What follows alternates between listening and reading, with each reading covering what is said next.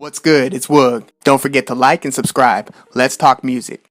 ZHU, an electronic musician, just dropped a single featuring Tame Impala, and early Tame fans who expect anything close to Innerspeaker and Lonerism will likely be disappointed. The song is called My Life, and you can find it in my favorite section, along with the song from both Innerspeaker and Lonerism.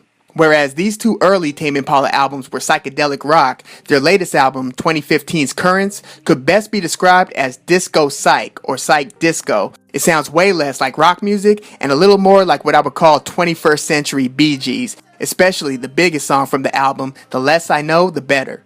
Now keep in mind, My Life is not a Tame Impala song, it's just a song that features Tame Impala.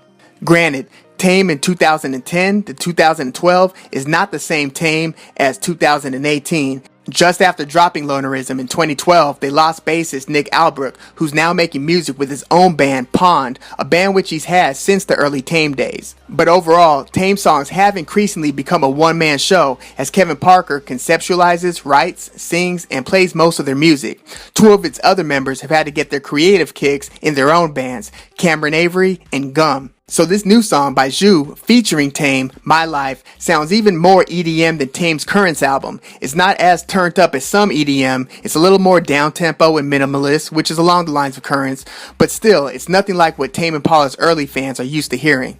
Now, we've heard this evolution in Kevin Parker's musical leanings. He worked heavily with super producer Mark Ronson, that's Amy Winehouse's producer, and one of the few current musicians that Quincy Jones gave any props to in his now infamous interview with Vulture. And remember Uptown Funk? That hit was from Ronson's album, and it featured Bruno Mars. Kevin Parker was frequently featured on that Ronson album, playing some of the music, co-producing, doing some vocals, so I think that experience influenced where Parker was taking the Tame Impala's Currents album that soon followed. Given this evolution, I don't think we'll be hearing anything like Innerspeaker from Tame Impala anytime soon. Sometimes phases in an artist's career are just a reflection of where their heads are at the time, and whether an artist wants to force themselves to keep a certain sound or go to wherever their hearts and heads lead them, that's up to the artist, and sometimes their record label or management.